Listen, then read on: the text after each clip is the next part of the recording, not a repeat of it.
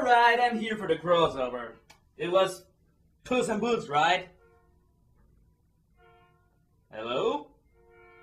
Anybody out there?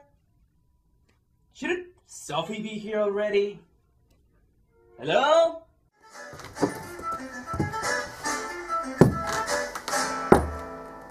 What the?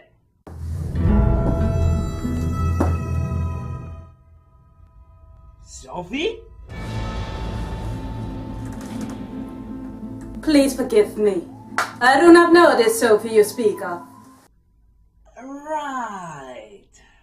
I know no Sophie, but you may call me the Great Scarlet Defender. Scarlet Defender? Really? And is that your Spanish accent? You can barely pull an English accent. What makes you think you can do this? And Sophie, why are you making another character? I am now rather curious. Who is this Sophie you speak of? You do realize that I only review movies that have something to do with Mexico, and the only reason I agreed to do this is because 1, it's kinda sort of a Latino movie, and 2, you promised that you would behave.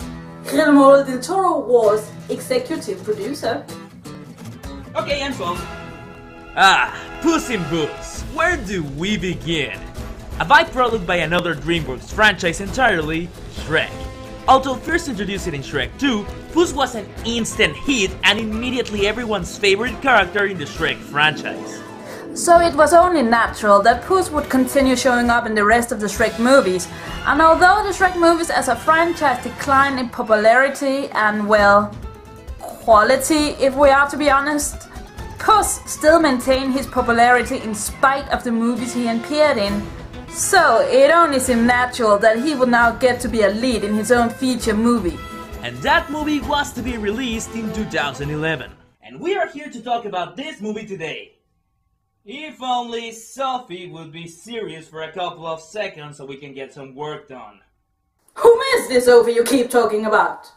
We are introduced to Puss the same way as all great heroes are introduced. Him laying in kitty basket with a beautiful lady. Well, in cat standards. I will never forget you, Margarita. Wait, did this movie just imply that he slept with her? We're barely 2 seconds in! I thought this was supposed to be a kids movie! They better learn sooner than later, no? So after that short but spectacular introduction, honestly, showcasing all we need to know about Puss and his life in less than 5 minutes, we of course have the obligatory bar scene where the plot is set in motion. The only thing you find tonight is trouble, Puss in Boots. We are told about the magic beans, which grants access to the giant's castle up in the sky, and the golden goose, whom lays eggs of the purest gold. Reminds me of my own adventures, as I was out seeking my own fortune. Oh, Jesus, are we really going to have drama in our reviews now? You see, there was this man, this wonderful man, and he promised me everything. Simply, everything. All I had to do was just to follow him. And follow him I did. To the end of the world I followed him. Did everything he told me to. He was my friend, my amigo. Then, as the time came, and I needed him, he betrayed me. He gave nothing of what he had promised. And since then, I have become a hunter, hunting him to get my revenge for all of those stolen years. Fortunately, he is easy to recognize, because his right hand... So he got 5 fingers, and he killed your father. So should he prepare to die? No! A claw! Which is why he goes by the name the Black Claw. Yeah, fine, whatever. Moving on. Puss moves on to get the beans from Jack and Jill, but a mysterious black cat screws it up, which leads into a chase scene through Ton and Dan's fight. both of which are honestly very well put together and very fun to watch. Very well. If it is to be a dance fight, then I will Tuesday night dance fight you to the death.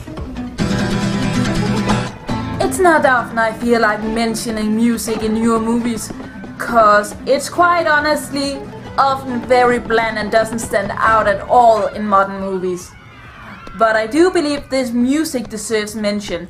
It's written by Henry Dagman, whom is not exactly a name I have heard of before.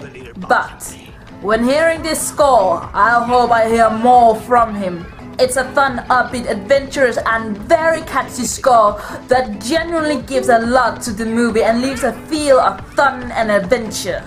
It's absolutely the score, coupled with the great animation that makes this dance sequence work. That is until Puss hits the other cat with a guitar and the cat reveals itself to be a woman. Kitty soft pose. You hit me in the head with a guitar? You're a woman? Whoa. He obviously wants to sleep with her at once. Dios mío, this is a kid's movie, right? Let me buy you some leche. I am a lover, not a fighter. Here, man. He wants to have himself some pussy. I did not want to hear that. We're not going to talk much about our Kitty soft pose though, because, well, there's nothing much to say about her. She's very literally just a standard issue leading lady whom gets introduced as a snazzy fighter, but eventually comes around. And she doesn't really do anything for the plot other than being a love interest. To her credit though, she doesn't end up needing saving. But she adds nothing to the plot. But then again, she doesn't need to be saved. She's just there, doing nothing. Yay! Then we are introduced to Humpty Alexandra Dumpty, whom Puss has a bit of a history with. That ties directly into the plot. So we of course immediately see this whole background story about how Puss and Humpty were two orphans and best friends. Brothers, as Puss likes to call it. As they once wandered over an impossible dream to plant a magic beanstalk and travel to the land of giants to get the golden goose. You gonna tell all the other kids that I believe in magic now? Is that what you're gonna do? Well, of course. Considering you're a walking, talking egg, living in a world full of folk tales, yeah, magic is pretty much a silly concept, isn't it?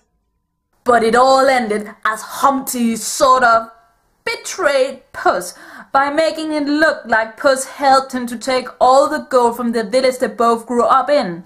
And then they lost the gold on the bridge, so all Puss could do was to run. And angry by Humpty's betrayal, he left the egg behind to be taken by the gods. Reminds me of my own story. A story of devotion. And then, betrayal. Ugh, for God's sake. You know what? I've had it. I'm not taking part into this anymore because you're just embarrassing yourself at this point. You know what? I'm leaving. No. No,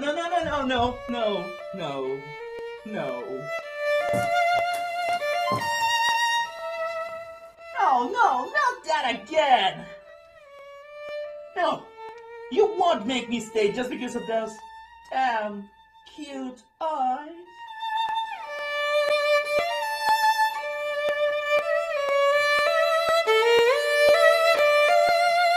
Fine, let's just keep going. At last Puss agrees to help out, and together with Humpty, Alexandra Dumpty and Kitty Soft Paws, they manage to get the beans back in a very fun and exciting chase scene. Not soon thereafter, they plant the beans and get to the empty giant's castle. There are no giants. Seriously? After all the build-up we get about them, and there are none? Really? That's kind of disappointing. You know the Black Claw. By his claw! There isn't going to be a Black Claw, is there?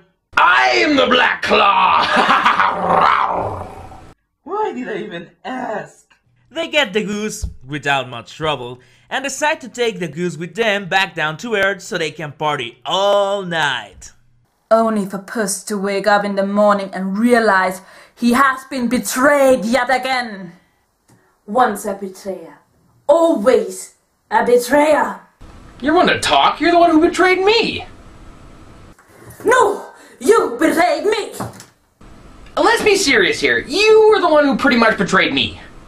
I just wish I knew what the hell was going on. Although, to be perfectly honest, that's kind of a good representation of the movie. All of a sudden, Humpty goes on about how the entire thing was a setup to pay Puss back, because Puss betrayed Humpty back in the flashback. You wanted to repay an old debt, Puss? Well, so did I. Puss is finally captured and put in a cell together with Jack, whom has convenient plot information. We're all goners, thanks to that little stinky. I told him not to take the goose, but all he wanted was his revenge. As it turns out though, Humpty actually knew of this all along.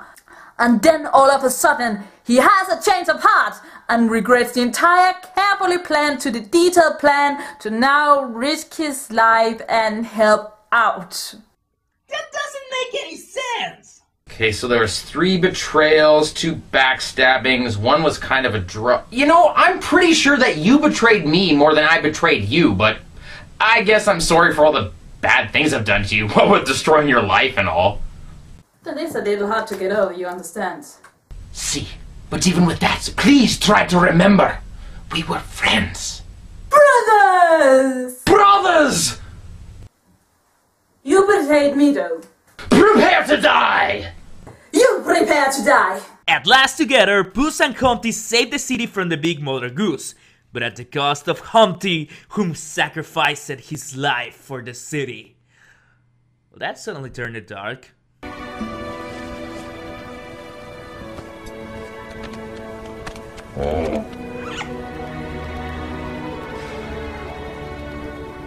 I always knew that you were good inside. How the hell does that even work? First the egg is good, then it's evil, then it's good. So, Puss becomes the hero of San Ricardo, but still has to leave, being an outlaw and all of that. And he goes out there to his next great adventure. This is the story of a cat who became a hero. An outlaw dedicated to justice, and a lover of beautiful women. A great lover. Really, it is crazy. Children's movie! It'll be all I think about in a few years anyway. And then it ends, as all great DreamWorks movies ends, with a dance party.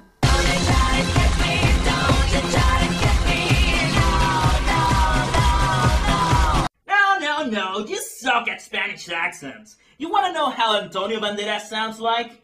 Well, just listen to this. Me gustan los sándwiches. Ah, los sándwiches son deliciosos. Why don't we just wrap up the review? Yeah, good idea. Puss in Boots is an undeniable fun movie and innocent to watch. Most of the time. Its highlights definitely are when it goes for the fun, adventure, swashbuckling feeling that the beginning had, as well as poking fun a bit at the genre, but in a good and natural way, which makes it kind of a shame that the movie tries to be smarter than it needs to be by the end, and ultimately trips over itself in that attempt. You know what this movie needs, right? No? What? Sequels! Lots and lots of sequels! What? Are you crazy? DreamWorks is known for putting their franchises to death with sequels, so that's a stupid idea! I know, but here's the thing! Madagascar was never sequel material. Shrek doesn't make sense as a franchise. Puss, however, he makes perfect sense as a franchise. Think about it. Puss is a character made out of genius. And he makes perfect sense as a lead, way better sense than Jack Sparrow ever did. Puss's very role as the lead makes the movie enjoyable to watch, even when the movie becomes flawed, he still makes the movie fun. And it keeps on being entertaining all the way through in spite of flaws.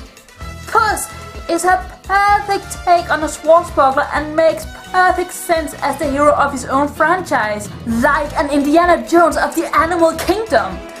The world he lives in could go on forever. You can literally drop him into any folklore from any nation and it would make sense. Imagine Puss finds Treasure Island, Puss and the 40 Thieves, Puss and the Gods of Asgard, Snow White and the Puss. Okay, I admit I would watch those movies. They sound pretty awesome. And the tale continues. On to the next great adventure. Oh, please tell me this is not going to become a running gag. Senor Renegado, I am surprised at you. Why? I don't understand. Like Puss, I am a great hero and a great lover. That sounds kind of wrong. Why? Man can be great lover of woman, and woman can be great lover of man. Very great. Yeah, but it still sounds wrong. And why are you even talking about it right now? Senor! I was the hero of this video. Senor Black Crow, the villain, and you, my companion of opposite gender. Tradition simply demands now that we should. What? And I promise, I am a great lover. Really, it's crazy. Oh, you meant that? Well, if you say it like that, sure, why not? Should we do it on camera? Oh no, video's over dance party. What?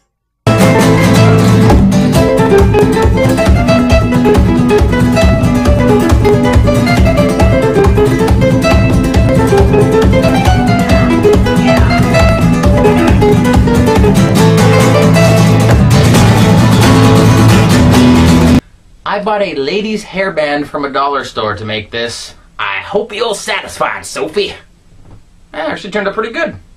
Got some of my hair stuck in it, though.